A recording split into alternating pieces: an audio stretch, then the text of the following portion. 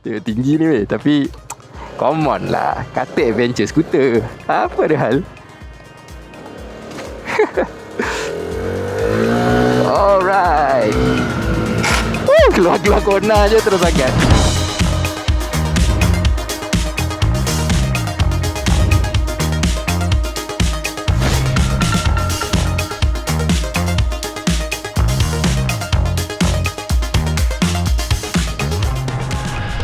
Assalamualaikum, anda sedang menyaksikan Nasi Haris Motovlog. Alhamdulillah kita berjumpa lagi. So hari ni aku nak share dengan korang sebuah skuter yang aku sebenarnya sangat excited untuk share dengan korang. Sebuah skuter yang sebenarnya aku dah test sebelum daripada hari skuter ni launch, iaitu hari ni kan. Yang mana aku dah lanyak di off-road, aku dah masukkan dia dalam race. Yelah, untuk membuktikan sejauh mana dia punya kemampuan untuk dipanggil sebagai sebuah adventure skuter kan. Dan fast forward hari ni, ultimately aku decide untuk jadi pemilik pertama. Aku sure aku adalah orang pertama, owner pertama yang pakai skuter ni dekat Malaysia. So tak perlu buang masa, inilah skuter adventure terbaru daripada Aveta, iaitu 2026 Aveta Vanguard 180. Terbaik.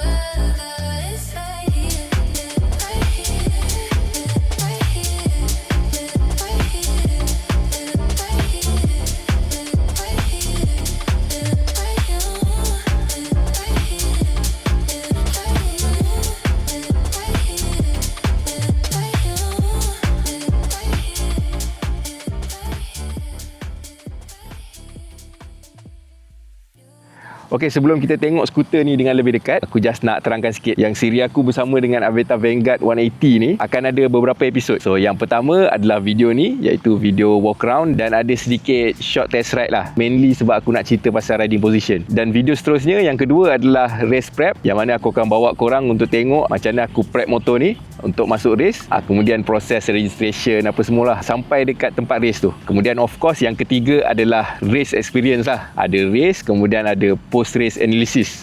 Kemudian video yang keempat ni pun menarik sebab aku akan bawa motor ni, aku nak bawa dia pergi touring merentas lautan. So kalau korang nak tahu ke mana aku nak pergi tu, korang kena stay tune lah. Dan video terakhir ataupun mungkin bukan yang terakhir, iaitu nombor 5, yang mana aku akan bagi macam conclusion lah selepas aku masuk race, selepas aku bawa dia jalan-jalan semua, apa aku punya feedback. Dan mungkin juga aku akan jawab soalan-soalan daripada korang. So kalau korang ada soalan pasal skuter ni, korang boleh komen kat bawah. Dan korang kena stay tune lah. Yang penting korang kena subscribe, sebab kalau tak nanti takut korang terlepas lah episod-episod yang menarik ni kan. Okey, jom kita tengok lebih dekat Aveta Vanguard 180 ni.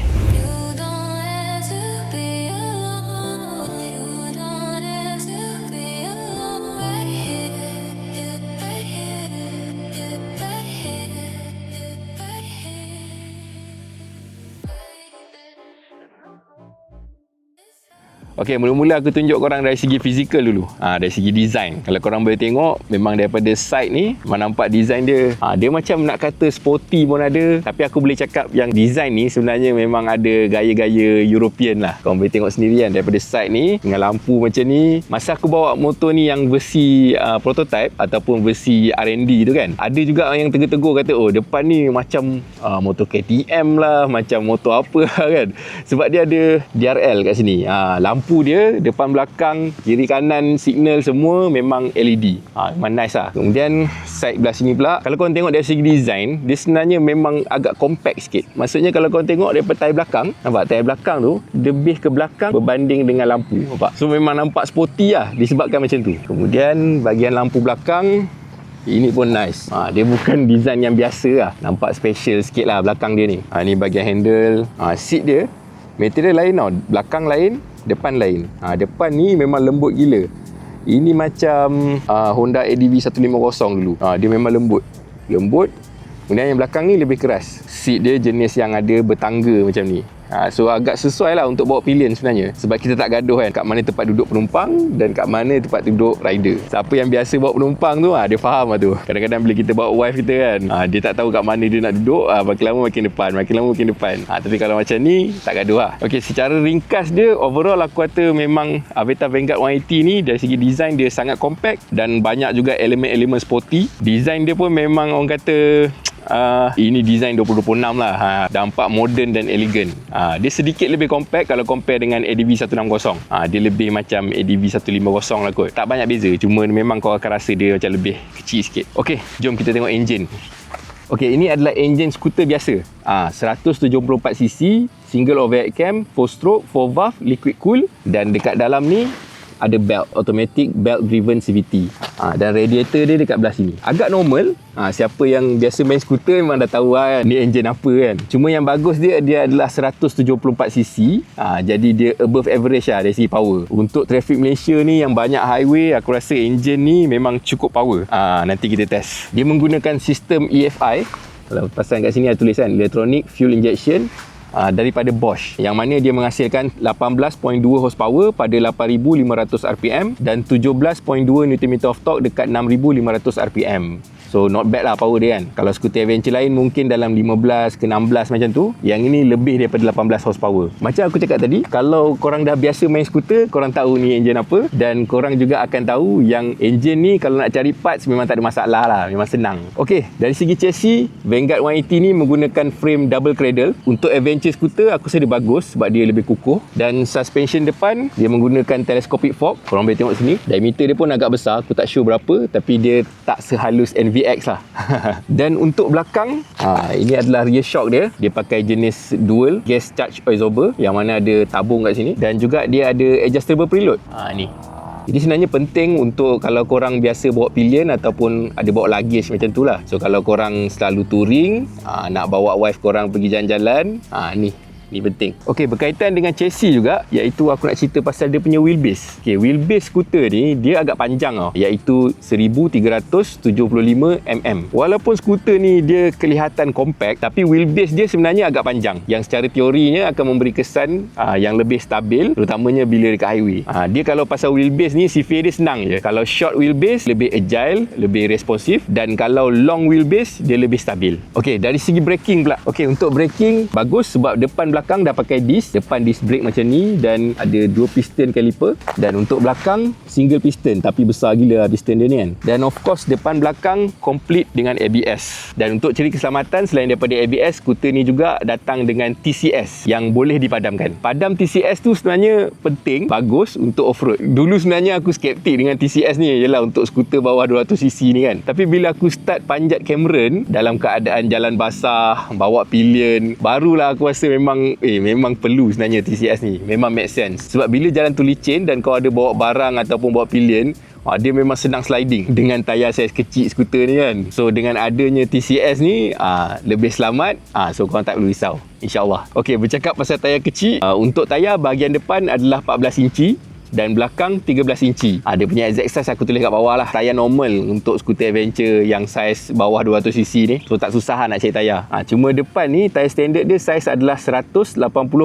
Tapi boleh masuk je 110/80/14. Tak ada masalah. Kalau korang nak pakai lagi besar pun boleh. Kalau kau tengok betul-betul dia punya gap ni memang jauh. Aku rasa ni adalah disebabkan motor ni kan jenis adventure skuter. Jadi kalau kau masuk kat jalan-jalan yang banyak lumpur tu boleh melekat kan.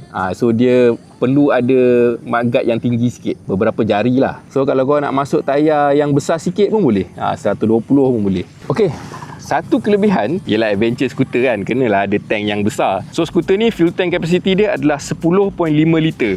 Sangat cukup lah kalau korang plan untuk pakai harian, pergi balik kerja. Tak ada lah setiap pagi nak kena isi minyak kan, nak kena beratur panjang-panjang isi minyak pagi-pagi, tak payah dah. Nak rak jauh pun sama, tak sibuk nak kira petrol lah sampai ke tak next station. Korang just isi penuh 10.5 liter, memang jauh dia pergi. Okay, now aku nak cerita pasal features pula. So untuk cerita pasal features ni, kita kena tunjuk bahagian cockpit ni lah, bahagian handlebar. Kat handlebar ni korang boleh tengok dia ada ni idling stop system ni kan. Biasanya aku memang off lah, tapi kalau korang nak jaga environment boleh on. Macam ni. Kemudian ni throttle dia jenis push and pull. Ada 2 kabel kat bawah ni. Yang button grey ni, kalau kita tolak ke sini, kita akan on hazard light. Senang lah. Kemudian yang bawah ni adalah start button. Okey, bahagian kiri pula, yang belakang ni dia ada select dengan ada gambar kamera kat situ. Sebab motor ni ada dashcam. Sekejap lagi aku tunjuk. Kemudian ini adalah lampu tinggi, lampu rendah. Ini pun ada satu lagi button set, berkaitan dengan meter juga. Kemudian ada horn dan signal. Apa yang special dekat bahagian sini adalah sebenarnya dekat tengah ni kan ada banyak line-line ni kan. Ini adalah indication yang mana korang boleh adjust lah kau punya handlebar ni. Kalau kau pakai jenis handlebar yang macam ada cover apa semua tu kan fix kan. Handlebar tu kalau kau pakai, lepas tu kau rasa macam macam tak selesa lah tangan kan. Kau tak boleh adjust. Yang ini boleh adjust. Kau boleh pusing dia. Kau nak pusing ke depan ataupun ke belakang. Berdasarkan aku punya experience, kalau korang nak lebih banyak off-road, tolak dia ke depan sikit. Longgarkan 4 bolt kat sini, kemudian tolak ke depan sikit, kemudian kita akan balik. Supaya kau punya tangan ni boleh mengepak sikit dan dia punya ni lebih flat. Okey. Kalau kau nak lebih santai untuk touring, untuk pakai harian, ke belakangkan sikit lah, ikut keselesaan korang. Nanti kau punya bahu akan jatuh sikit, so rasa lebih selesa. Nanti kat ujung video ni aku akan cerita lebih sikit pasal riding position. Okey, sambung pasal features tadi. Skuter ni menggunakan keyless. Ni dia punya kunci. Ini cara on dia. Kau kena tekan, kemudian boleh on. Meter akan nyala. Okey, meter ni dia sama je dengan Vanguard 250 yang baru kan. Yang mana display ni adalah 7 inci TFT display yang ada touchscreen. Kau boleh tengok aku tekan ni kan. Terus boleh tekan setting, kau nak set jam, masa apa semua ni. And then untuk brightness nampak. Baru terang. Okey, screen TFT ni dia ada fungsi screen mirror. Maksudnya korang boleh guna telefon korang nak guna contohnya Waze kan.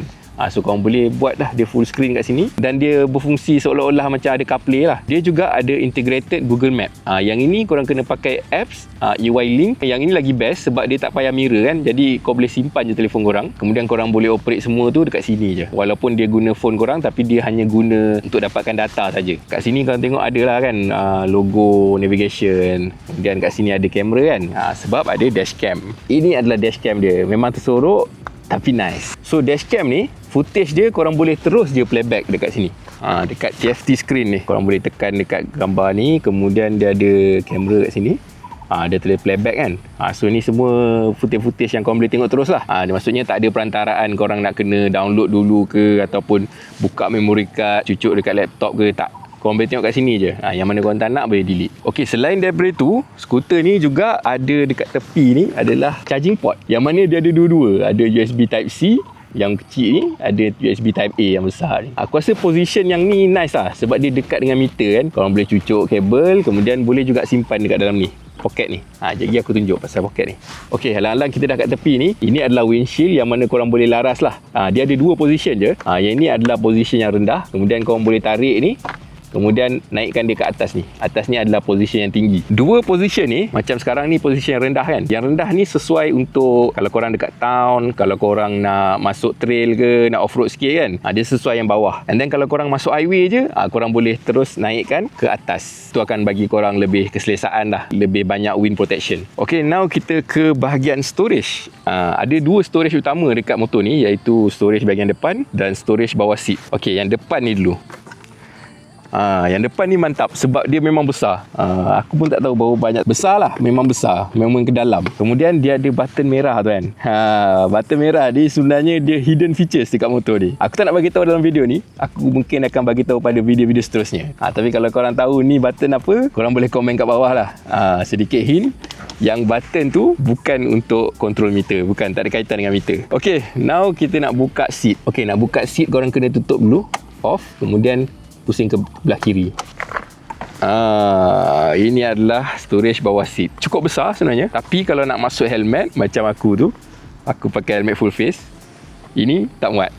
Dia besar untuk kalau korang pergi kerja, balik kerja, perlukan ada baju hujan, mungkin korang ada bawa dokumen ke apa benda kan. Korang tak nak ada rosak kan, korang boleh letak kat bawah ni. Sebab dia selamat lah, dia tak basah kan. So untuk compensate tak boleh masuk helmet tu, Aveta bagi benda ni secara standard. So korang dah tak perlu nak gaduh-gaduh cari rear rack untuk skuter ni. Korang nak pasang box, bolt on je, tak ada masalah. So skuter ni bila korang dah pasang box, memang sangat-sangat praktikal lah. Dia banyak gila storage. Bayangkan kan kalau korang ada box satu untuk letak helmet, untuk letak benda-benda yang besar, kemudian dekat bawah seat pun ada, kemudian kat depan untuk quick access pun ada. Itulah kelebihan sebuah skuter macam Aveta Vanguard 180 ni. Oh, aku nak tunjuk sikit lah macam mana korang nak isi minyak. Kalau nak isi minyak, kau kena on dulu. On, kemudian pusing ke bahagian kanan. Dia akan buka. Nampak? Slow mo je kan. Nampak nice lah. Sama dengan ni. Ni pun sama. Kalau aku tolak dia, nampak? Slow. Nice lah. Mekanism dia macam rasa ada quality sikit. Dari segi fit and finish, aku rasa tak ada benda yang aku nak komplain. Memang aku rasa okey. Korang kena tengok sendiri lah. Kalau korang tak percaya apa aku cakap, kau kena pergi kedai, korang kena tengok sendiri. Aku rasa build quality dia memang baik. Tak ada feeling macam goyang-goyang, ada bunyi-bunyi ke, tak ada. Dan aku pun dah bawa motor di dalam race kan. Korang kena tengok video tu lah. Macam mana semua bolt-bolt kat motor ni, macam mana skru-skru apa semua ni, dia bertahan ke tidak. Oh, sebelum aku naik atas motor ni, aku just nak tunjuk-tunjuk sikit lah detail-detail kan. Macam ni, ni adalah dia punya pillion footrest. Ini juga adalah footrest yang mana korang akan guna kalau korang nak berdiri dekat off-road. Kalau korang tak gayat lah. Bawah ni adalah besi, tapi material ni adalah plastik dan dia agak grip sebenarnya. Bila off-road dia agak grip. Dan design dia nice lah. Macam ngam-ngam je kan. Tak adalah tiba-tiba bila tutup dia expose belakang ni kan. Korang tahulah tu. Tak pun ada certain skuter tu macam bila kita lipat tu macam terkeluar je kan. Ni tak. Dia macam smooth je. Orang kata apa, design tu nampak sekata lah, cantik. Kemudian untuk bahagian rider, dia ada dua ni. Dia punya bahagian tempat pijak ni, material dia adalah rubber. Ni aku boleh kopik sikit ni. Nampak? Rubber. So rasa selesa sikit lah sebab ada rubber pad kan. Kalau kau pijak atas plastik terus, rasa macam rough gila kan. Dan dia jenis two piece. Satu bahagian bawah, satu bahagian atas yang depan ni. Untuk santai boleh pijak sini lah. Setahu aku sebab aku buat video ni sebelum launch. Jadi aku tak tahu harga dia berapa. Yang official, aku tahulah harga dia sebab aku beli motor ni kan. Aku tak tahu harga official. Mungkin Aveta jual dengan aku lagi mahal kan. So harga dia aku letak kat atas ni. Kemudian dia ada 3 pilihan warna kalau tak silap. Ada satu pilihan warna tu nama dia Frost White kalau tak silap aku. Dia warna putih, kemudian ada biru, ada merah sikit. Untuk warna tu tak silap aku dia ada Explorer Pack. Yang mana bukan hanya dapat rear rack ni tau. Dia dapat box sekali. Dan dekat depan ni dia memang dah ada crash bar. So lagi nice lah. Yang version tu kalau korang memang nak touring, kira korang nak beli siap-siap memang dah ada semua tu, kelengkapan tu, kena ambil Explorer Pack tu lah.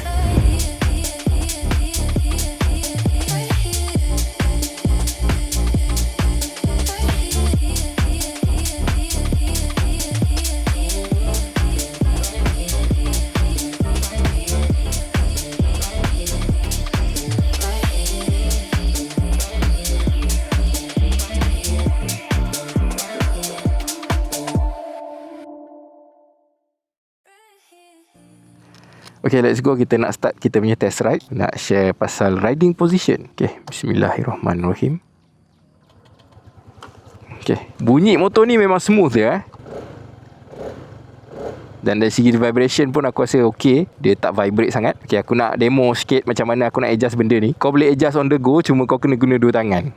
So kau tarik kiri kanan, kau naik atas. Simple. Ini posisi yang tinggi. Aku suka posisi yang rendah. Aku tengok design windshield ni, aku rasa macam dia ada intention untuk motor ni masuk off-road. Sebab curve ni sebenarnya untuk kasih, bila kau off-road tu kan selalu ke depan macam ni kan. So tak kena muka kau kat sini. Sebenarnya jalan ni biasa dia tak tutup habis tau. Maksudnya motor boleh masuk. Kali ni dia tutup habis. Dia macam saja je nak suruh aku test motor ni off-road. So untuk off traction control, korang just tekan TCS switch. Okay, settle. Tak ada traction control dah. Ni dah off. Ada logo warna kuning ni. Let's go. Dia tinggi ni weh. Tapi come on lah, kata adventure scooter. Apa ada hal? Alright. Keluar-keluar corner je terus angkat. Okay, untuk riding position, aku boleh kata memang selesa. Kalau korang nak guna untuk jalan jauh, ataupun kalau korang nak guna harian, pergi kerja balik kerja, aku rasa memang okay, tak ada masalah. Especially bila kau dah tune kau punya handlebar ni position yang sesuai dengan kau. Sebab sebenarnya bila korang dapat motor baru apa sekalipun, benda pertama yang korang kena buat, korang kena at least lah adjust sikit lah pasal benda-benda yang ada dekat motor ni, terutamanya controls. Macam brake depan dengan brake belakang ni, bagi sesuai dengan tangan kau. Jalan basah. Okay, bahagian handlebar aku boleh cakap ni sebenarnya handlebar yang lebih selesa, even lebih selesa berbanding dengan adventure scooter lain. Aku tak nak sebut nama apa, sebab handlebar dia jenis yang lebih curve. Tak tahu kau perasan ke tak dalam kamera dia tangkap macam mana, tapi ni ada curve tau. Dia ada curve, dia naik, kemudian dia turun, dia ada angle lagi. So bila bawa handlebar yang jenis macam ni, memang kau akan rasa lebih selesa. Maksudnya tangan kau tak terlalu mengepak, macam menguncup sikit, jadi kau punya bahu boleh relax. Lengan kau pun boleh relax. Untuk jalan jauh, untuk ride harian, memang santai. Okey, untuk posisi kaki macam aku cakap ada dua yang utama. Yang pertama adalah yang depan ni, yang macam ni. Ni adalah posisi yang neutral. Aku rasa 90% aku memang letak kaki macam ni. Kemudian dia ada juga posisi yang lebih santai, iaitu kau pijak ke depan macam ni. Macam ni pun nice sebenarnya. Pada pendapat aku, posisi ni hanya sesuai dekat highway lah. Yang mana dekat highway ni korang boleh relax sikit. Kalau dekat jalan macam ni, kau kena fokus kat jalan kan. Jadi kau punya riding position pun kau jangan terlalu relax. Kau kena lebih bersedia sikit. Untuk bahagian seat pula, seat dia ni macam aku cakap lah, memang lembut dan dia lebar. Kalau korang transfer daripada jenis-jenis motor yang lain, contohnya naked bike ke, even Kapcai sekalipun, aku rasa seat ni memang an improvement lah. Lebih selesa, lebih lembut. Dia tak tinggi sangat. Aku lupa nak bagi tahu dia punya seat height. Aku letak kat bawah ni lah. Aku rasa mungkin orang tinggi 160 tak ada masalah lah. Boleh sampai kaki kiri kanan, jangan risau. Dan bila kau bawa skuter ni, disebabkan dia adalah skuter adventure, kau akan rasa duduk dalam keadaan yang lebih tinggi, lebih kontrol lah. So posisi duduk dengan posisi kaki dan juga tangan, dia membentuk riding position yang aku rasa, aku boleh simpulkan yang ini adalah jenis yang nak kata dia terlampau agresif. Macam contoh ADV 160, yang itu pun sebenarnya lebih agresif lagi daripada Aveta Vanguard 180 ni. Yang ini lebih santai. Sebab utama dia adalah handlebar lah. Handlebar dia jenis yang santai. Dia punya acceleration memang okey. Engine 174cc tu memang ada power. Cukup lah aku rasa untuk on-road dan off-road. Korang kena tengok video seterusnya. So aku tak berhajat nak buat test ride ni panjang-panjang. Kalau korang ada soalan, korang tulis kat bawah. Sebab video ni ada beberapa siri, jadi mungkin aku boleh address soalan-soalan korang tu pada video seterusnya. Aku rasa aku habiskan video ni dekat sini. Episod yang seterusnya ni aku rasa memang jauh lebih menarik daripada video ni. So korang kena stay tune, kena subscribe supaya korang tak terlepas. So ya, kita jumpa pada video seterusnya. Jangan lupa like video ni, share dan subscribe. Assalamualaikum.